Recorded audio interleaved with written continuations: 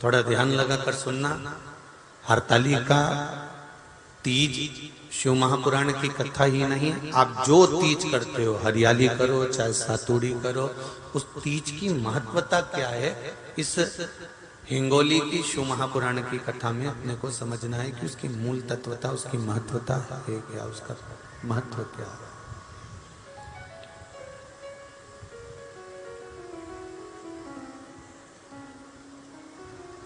भगवान ब्रह्मा, भगवान विष्णु और भगवान शिव, इन तीनों की जो अर्धांगिनियां, ब्रह्माणी, लक्ष्मी और पार्वती, इन तीनों ने तप कर कर, साधना कर कर ब्रह्मदेव को, भगवान विष्णु को और भगवान शंकर को प्राप्त किया। और तीनों ने प्राप्त कर कर तीनों देवताओं से वर मांगा कि वर हमको ऐसा दीजिए कि हमारे तप साधना का फल नारी को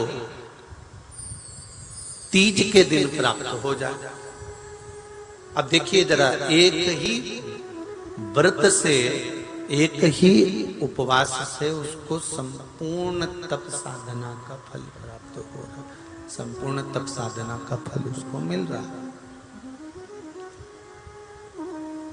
मात्र एक व्रत से। केवल एक व्रत कर रहे हैं और संपूर्ण तप साधना का फल उसको प्राप्त हो रहा है। ऐसा कोई व्रत, ऐसी कोई साधना, ऐसा कोई शंभो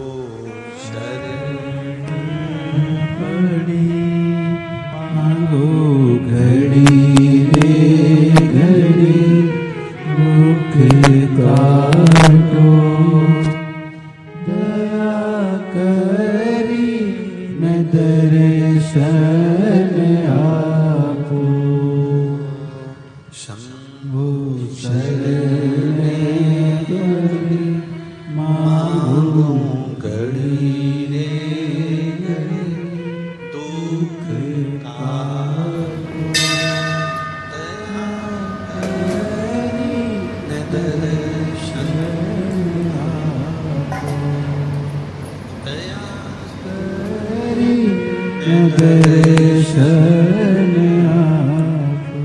तो ब्रह्माणी ने ब्रह्मदेव से मांगा, लक्ष्मी जी ने भगवान विष्णु से मांगा, पार्वती जी ने भगवान शिव से मांगा कि ऐसा वर दे दीजिए जिस वर से एक ही व्रत करने से संपूर्ण फल की प्राप्ति हो जाए, संपूर्ण फल मिल जाए। ऐसा एक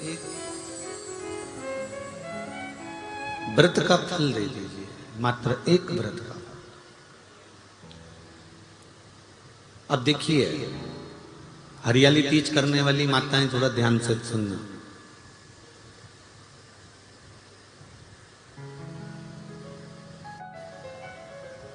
हरियाली तीज जब माताएं करती हैं तो एक हरियाली तीज, एक गणगौर की तीज,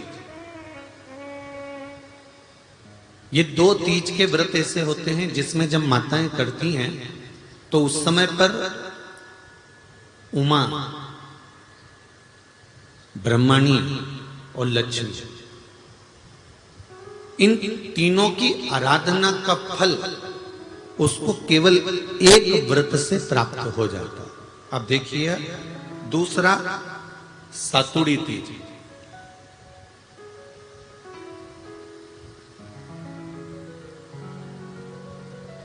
इसमें उमा और महेश्वर, उमा और महेश, ब्रह्माणी और लक्ष्मी, इन चार के व्रत तप का फल एक साथ सातुड़ी तीज के दिन प्राप्त हो जाता। अब एक आती है हरतालिका तीज।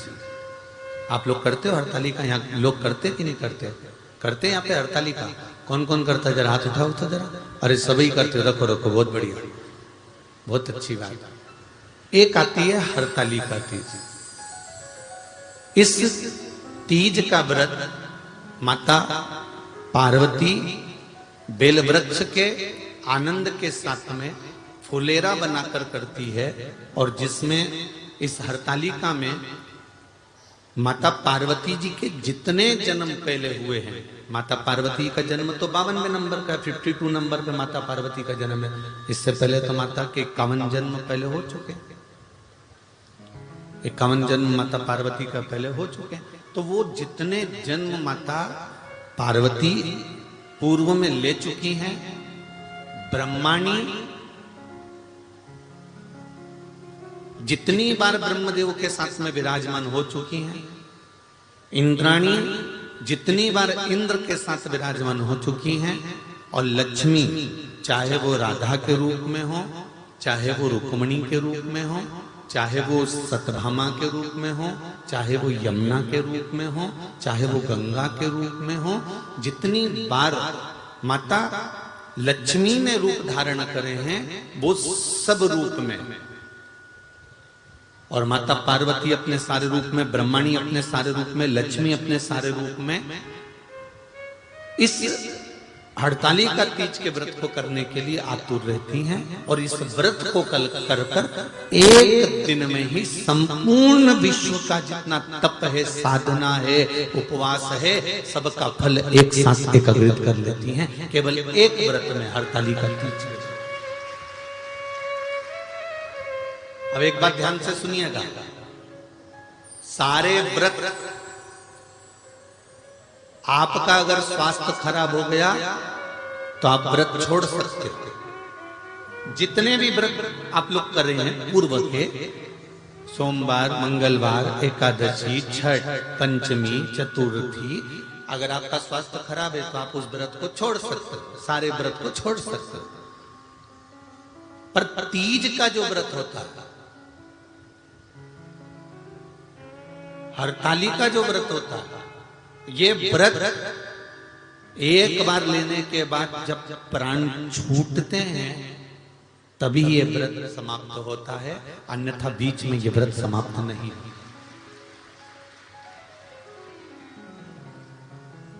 ये व्रत समाप्त होता ही नहीं। अगर शरीर से नहीं बनता कि अब हमारी अवस्था हो गई, अब शरीर से नहीं बन रहा है, तो भले एक पहर की पूजन कर कर, एक पहर का नियम धारण कर कर, एक पहर का स्मरण कर कर, एक पहर का पूजन कर धारण करो, और उसके बाद में भले आप थोड़ा सा जो भी आपको लेना है वो कर लो, पर इस व्रत को करना ही पड़ता है। इस व्रत का नियम ही यही है। इस व्रत पार्वती मैं तुम्हें प्राप्त हुआ हूं, ये हरतालिका तीज के व्रत का फल है।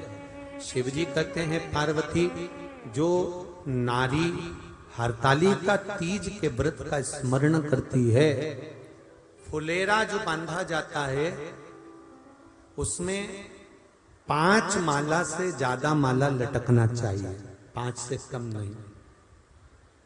कितनी? जैसे माला जो लटकाते हो वो 5 से ज्यादा होना चाहिए। 5 तो जया, विषहरा, शामली बारी, दौतली, देव, इससे अधिक होगी चलेगा, पर इससे कम फुलेरे के अंदर माला नहीं होना चाहिए महाराज। दूसरा, फुलेरा जहां हरतालिका व्रत हो वहीं पर बांधा जाता है। हरतालिका तीज का व्रत एक ऐसा व्रत होता है जो मरते दम तक रहता है। इस व्रत को छोड़ा नहीं जाता। ये नहीं कि सियोर वाले गुरुजी ने कहा और अपन ने एक बार कर लिया और अगली बार वो व्रत गायब हो गया, ऐसा नहीं होता। हरतालिका तीज अखंड सौभाग्य के लिए, वंश वृद्धि के लिए, कार्य सिद्धि के लिए और कुंवारी कन्याएं उत्तम वर प्राप्ति के लिए, आनंद सुख के लिए करती हैं। ऐसा नहीं है कि केवल स्त्री ही करती है। जब नारी किसी कारणवश व्रत नहीं कर पाती तो पुरुष इस व्रत को धारण करते हैं। 30 अगस्त को, यही 30 तारीख को, कल 29 है, परसों 30 तारीख को हरतालिका तीज रहेगी आप सब अपने हृदय से, मन से इस व्रत को कर कर अपने जीवन को सार्थक बनाइएगा।